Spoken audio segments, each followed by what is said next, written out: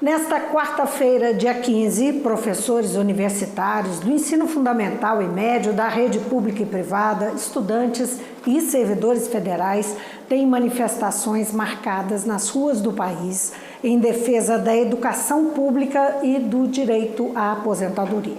O principal alvo dos protestos é a decisão do governo Bolsonaro de bloquear 30% do orçamento das universidades e da educação básica e fazer corte nas bolsas de pesquisa científica.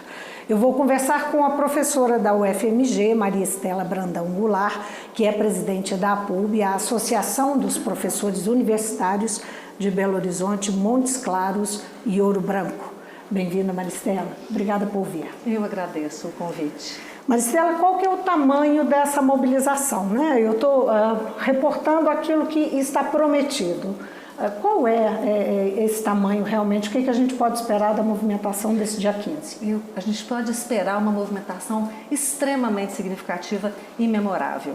Nós temos, assim, do ponto de vista sindical, né? Eu sou presidenta de um sindicato, então, do ponto de vista sindical, há uma sintonia absoluta entre os educadores, entre os pesquisadores, entre os cientistas brasileiros, né? Nós sabemos que amanhã a aula é na rua, porque é momento de defender a nossa dignidade, as nossas condições de trabalho e o patrimônio cultural, científico, artístico brasileiro. Então vai ser uma reação proporcional ao impacto que vocês estão sentindo na educação com essa promessa desse corte, né, a partir do próximo semestre? Olha, a proporcionalidade nesse caso é difícil de dimensionar, né? Porque a extensão, né, da violência que as instituições de ensino e pesquisa estão sofrendo é incomensurável. Como nós vamos avaliar o impacto que já foi, né, efetivado, né? Nós estamos assim numa situação absolutamente lamentável. Na verdade, esses cortes que foram prometidos, anunciados para o segundo semestre de 30%, as universidades já estão vivendo cortes, né? E a pesquisa já estão vivendo cortes há mais tempo. Sim, nós tivemos cortes ainda no governo Bolsonaro da ordem de 42% até agora. Nós vamos acumulando 30% diz respeito a mais ou menos o que vai acontecer na UFMG. São recursos de custo e de capital. Então, são recursos de manutenção. Por exemplo, impressionante.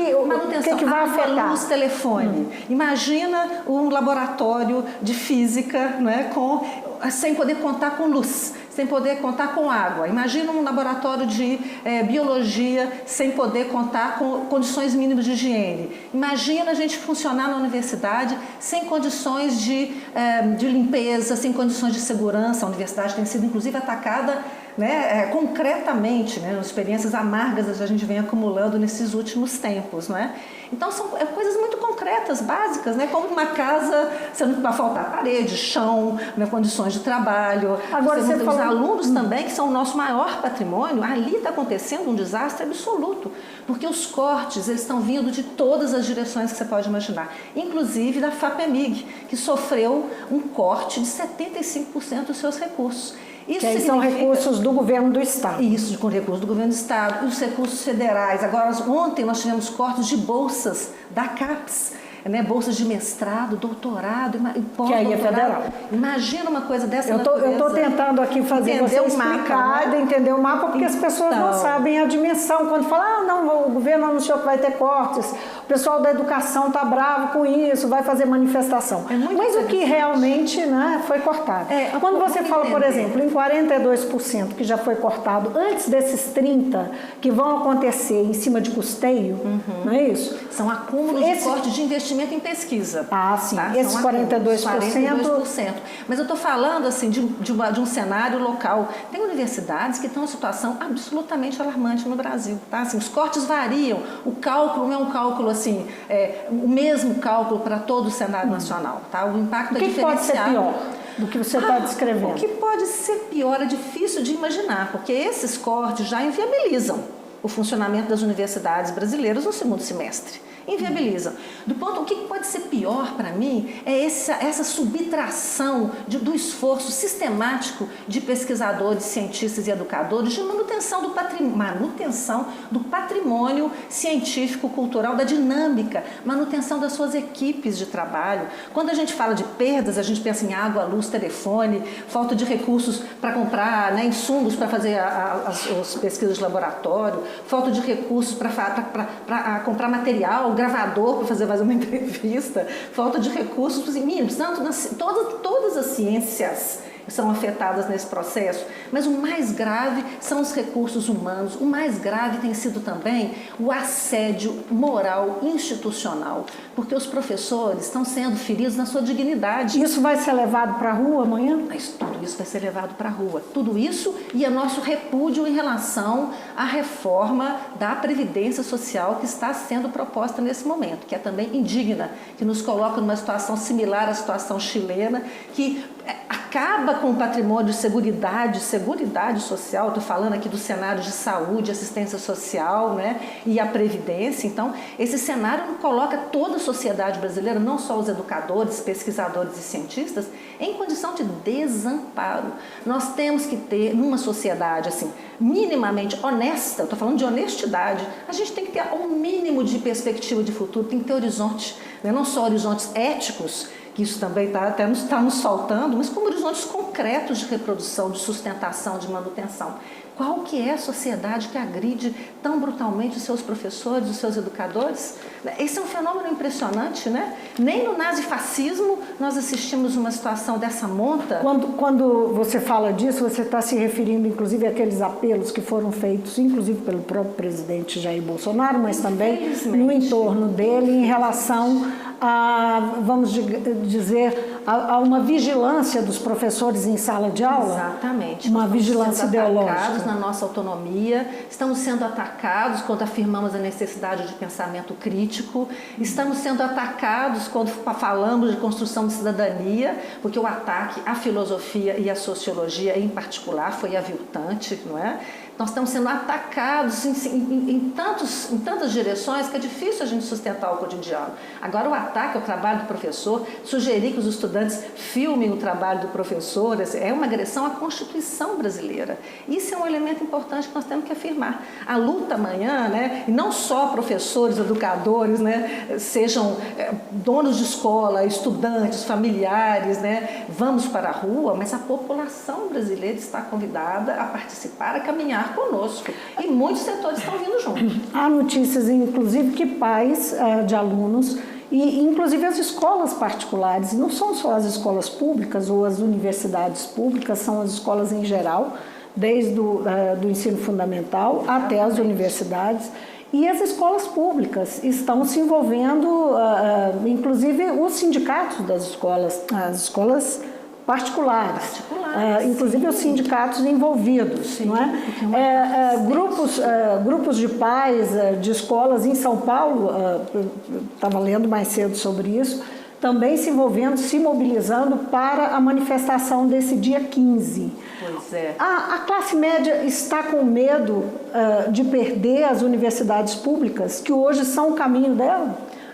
A classe média está com medo de perder e pior ainda, né? É muito interessante essa observação com relação à participação dos pais, porque nós estamos sofrendo um ataque de fake news horroroso, inclusive assim, erotizando, né? e vilipendiando o nosso cotidiano de trabalho, dando informações completamente deformadas do que é o nosso cotidiano de trabalho, tá? Então, esse é um ponto importante. Eu acho que nós temos um esforço incrível para informar a população, né, daquilo que é óbvio. Informar o óbvio, mas é necessário, ainda que a universidade esteja muito sintonizada com a sociedade brasileira, que nós temos um projeto inclusivo brasileiro fabuloso, sem comparação com nenhum outro país do mundo. Então, isso é um aspecto importante. Outro aspecto importante, que não só a classe média tem que ter o receio, mas a população brasileira em geral, porque atualmente 65%, né, dos nossos estudantes tem uma renda salarial familiar de um salário mínimo e meio. Nós estamos falando de uma universidade que abriu as portas para a população brasileira com muita dignidade, sem perda do ponto de vista de qualidade da nossa produção. Ao contrário, né, entre as 20 universidades, por exemplo, latino-americanas, né, 10 são brasileiras, né, e a UFMG está nessa listinha aí. Então nós temos um trabalho de excelência, um esforço acumulado, e o nosso horror é de ver isso destruído em suas bases, né? Porque não só um ataque de natureza financeira, né, econômico, mas é um ataque de natureza ideológica. É uma surpresa que esse governo, né, ataque ideologicamente, né, os espaços de produção de conhecimento e ética, né? Então, essas populações, e falo de populações de baixa renda, são os nossos estudantes. Quantos professores eu tenho acompanhado, né, ajudando, dando dinheiro para os nossos estudantes de iniciação científica, né, para pagarem a condução e chegarem que perderam a bolsa, né? É importante dizer que foram cortados a perda de bolsas para iniciação científica, que são bolsas de R$100 a R$400, né? A mais alta é 400, sim, né? Isso, na verdade, são recursos do governo do estado que foram cortados. Que foram cortados, né? Não é? Então, é muito grave essa situação. Então, não só a classe média, mas olha só, toda a população brasileira, porque a universidade, ela se direciona a todos os segmentos. Tirar a capacidade de produzir conhecimento é tirar a soberania de um país. Qual que é o projeto, né, que substitui isso? Agora, Maristela, nós sabemos que um questionamento, inclusive partiu de partidos, né, de alguns partidos que enviaram uma ação ao Supremo Tribunal Federal questionando o bloqueio que está previsto de 30% para o segundo semestre. Que expectativa vocês têm em relação ao Supremo? Naturalmente que o Supremo deve, apreciar, né, essa ação em breve, né? A justiça, né, é a nossa expectativa. Simplesmente nada além o respeito à Constituição. É isso que nós esperamos. É muito interessante observar que, nesse momento, os parlamentares, os representantes do povo brasileiro estão se organizando em diversas frentes. Nós temos uma frente aqui estruturada na Assembleia Legislativa, né, com o protagonismo da Beatriz Cerqueira, né? Nós temos uma frente importantíssima com a Margarida Salomão, deputada federal, que é uma frente de valorização das universidades públicas. Nós tivemos o lançamento na semana passada de uma frente que se chama Iniciativa pela Ciência e Tecnologia no Parlamento, aí protagonizada pela SBPC, né, Sociedade Brasileira para o Progresso da Ciência, ABC, a Associação Brasileira, a Associação Brasileira da Ciência, né? Desculpe, me falha a memória. Não sei traduzir a ABC, com certeza, a Andifes, né, que é a associação de todas as universidades federais brasileiras. Então, nós esperamos que os nossos parlamentares estejam à altura do que foi produzido nesse país, né, ao longo desse esforço, no mínimo, né, aqui no século XXI. Estamos esperando que os nossos representantes reconheçam e estejam à altura desse patrimônio que foi construído, né, dessa universidade que cresceu, que é maravilhosa, né, que nós abraçamos. E o que é um professor universitário? Isso também é uma coisa que parece que as pessoas não conhecem. Os nossos gestores do executivo, né, federal, eles parece que não conhecem o nosso trabalho, né? Não sabem que os professores trabalham com extensão, com pesquisa, com ensino, que são gestores do próprio espaço, né? É quase uma autogestão as universidades, porque é muito importante a discussão acerca da autonomia universitária, ainda que a gente tenha todo o interesse e abertura no investimento do setor privado, mas nós não podemos, é um patrimônio que a maior parte das instituições de pesquisa de todo o mundo, o investimento é público em sua maioria. Eventualmente, né, as patentes, né, que são formidáveis, nós estamos com um conjunto de patentes invejável, então essas coisas têm que ser preservadas. Só para você clarear, por que essa preocupação de que seja público, né, para que seja autônomo, né? Eu acho que essa é uma discussão importante, né? As pessoas, quando criticam as universidades públicas, existe quem critica as universidades públicas, que elas têm que deixar de ter esse caráter rigorosamente público, Por que ela perde a autonomia? Eu queria só que você esclarecesse isso. Não, né? pois O não. que tem uma coisa a ver com a outra? Pois não. Primeiro, que esclarecer que a maior parte das instituições de nível superior no Brasil não são públicas. Nós estamos falando de um segmento que deve ser preservado, tá? Segundo, porque a lógica da produção de conhecimento, ela deve se pautar pelo método científico, pela orientação, né, de todas as racionalidades que são cultivadas, né, no ambiente universitário.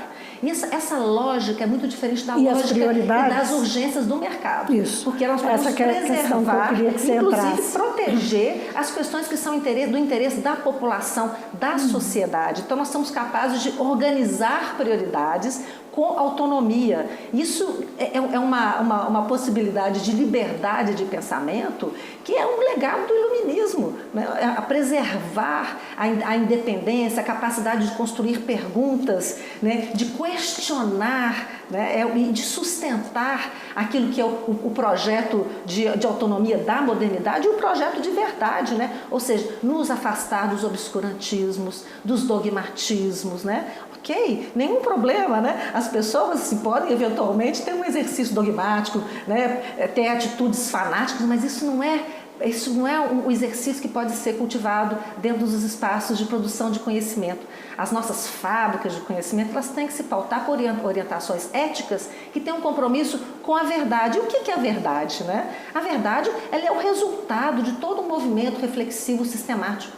E é interessante porque as nossas instituições que financiam e sustentam os processos de ensino, pesquisa e extensão vinculados às instituições públicas, elas têm um sistema de autorregulação muito interessante. Ninguém decide nada sozinho. Dinheiro público, ninguém gasta um tostão de dinheiro público sem prestar satisfações. Ninguém compra nada sem abrir licitação. Que instituições são essas? São conselhos? São conselhos. Por exemplo, né, eu sou professora do Departamento de Psicologia, estou integrada ao programa de pós-graduação de Psicologia. E fui fazer o meu pós-doutorado na Fiocruz, uma instituição de saúde pública maravilhosa, né, respeitada assim, né, mundialmente. Mas para tomar essa decisão, que foi uma decisão que nem envolveu custos, né, eu passei por todo um processo. Desde a minha Câmara Departamental, meus colegas se manifestaram, escrevi um projeto, não ganhei um tostão a mais, né? Mas então passei por isso. Depois isso foi passando por todas as instâncias, passou pela faculdade que examinou o meu projeto. Meu projeto era digno de permitir um afastamento por um período de 1 ano, né? E o que eu vou? E a cobrança, porque eu coloco lá no meu projeto, quando eu volto do meu pós-doutorado, o que eu vou devolver para a sociedade? Então é tudo extremamente criterioso, cuidadoso, zeloso. Nós temos um sistema na universidade onde as pessoas, os pares, exercem um controle, e é um controle extremamente difícil. Não é à toa que, né, não é fácil, né, alcançar esses espaços, né, que são espaços de excelência que a gente conquista com muita luta, com muito trabalho.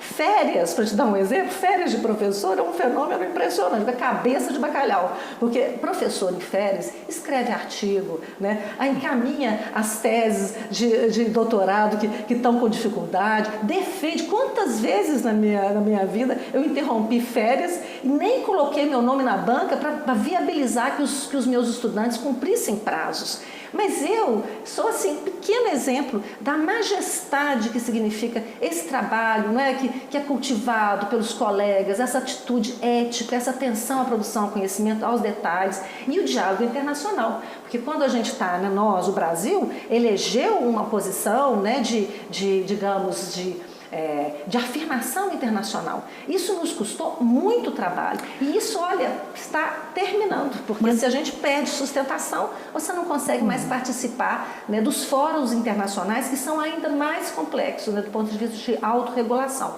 Isso é um exemplo de autonomia universitária. Eu queria retomar uma questão com você.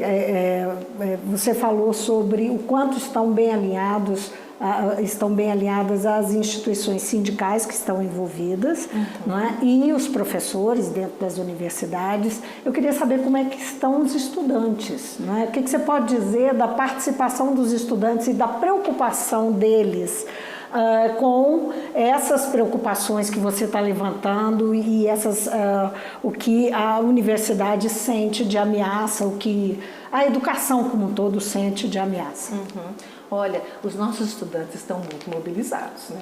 Muito. Estou falando dos nossos da UFMG, por exemplo, que fizeram uma assembleia belíssima nessa semana, assim, milhares de pessoas, né, estudantes ativos, fizeram assembleias por departamentos, então uma mobilização intensa na UFMG. E isso se reproduz pelo Brasil afora, né? A gente tem acompanhado, né, através dos troca de informação sobre isso. Intensa troca de informação sobre esse assunto.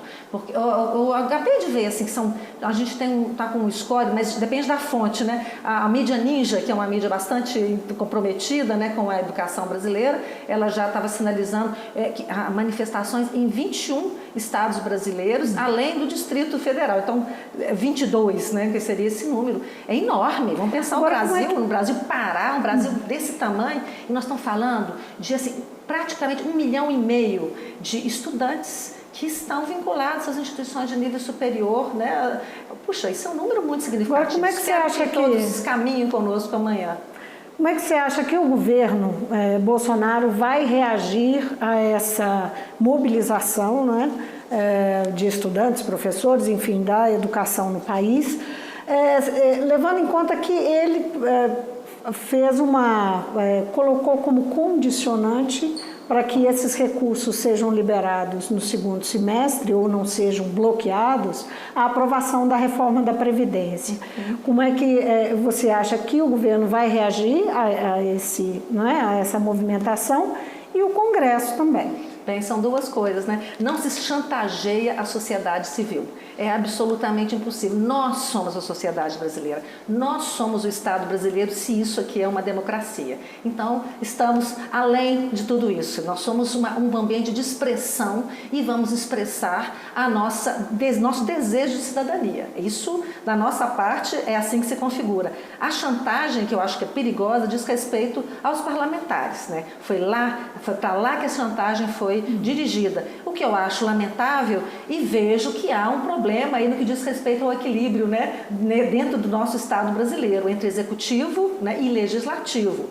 O legislativo, ele tem que preservar a sua capacidade decisória. E ele está sofrendo assim, uma intervenção na medida em que o orçamento que foi votado começa a sofrer um corte, que é um corte ad hoc, um corte a posteriori e um corte que vem com caráter ideológico e punitivo. Eu imagino que os nossos representantes públicos não possam, não devam e não irão aceitar esse tipo de chantagem. É o que eu espero da democracia brasileira, da democracia representativa brasileira. Dignidade. A mobilização é amanhã, né? Amanhã 15, quarta-feira. E tem uma programação de manhã, ao longo do dia? Como é que vai funcionar? Tem uma programação maravilhosa. Cada espaço está se organizando de uma forma independente, mas estaremos todos juntos na Praça da Estação, ali em torno das 10 horas. Né? Vai ser maravilhoso, vai ser um momento inesquecível, memorável para a nossa história da democracia brasileira. Convido todas, estudantes, professores, familiares, os amigos da educação, as pessoas que estão construindo e desejam um Brasil melhor, digno, à altura da nossa história, do nosso presente e mais do nosso futuro. Então, convido todos e todas para ir para a rua, porque amanhã a aula é na rua. E isso é importante, que todos participem, né? Fazer a chamada. Maristela, muitíssimo obrigada por vir ao Mundo Político. Eu que agradeço, é um prazer enorme compartilhar tudo isso com vocês. Eu conversei com Maristela Brandão Goulart, ela é professora da UFMG e presidente da APUB, a Associação dos Professores das Universidades de BH, Montes Claros e Ouro Branco. Nós falamos da mobilização que está marcada para este dia 15, quarta-feira, quando estudantes, professores, enfim, todos os envolvidos, a sociedade civil envolvida com a educação deve ir às ruas para questionar o corte, o bloqueio que o governo Bolsonaro ameaça fazer no segundo semestre e também para questionar a reforma da Previdência. Obrigada por ter nos acompanhado e até o próximo programa.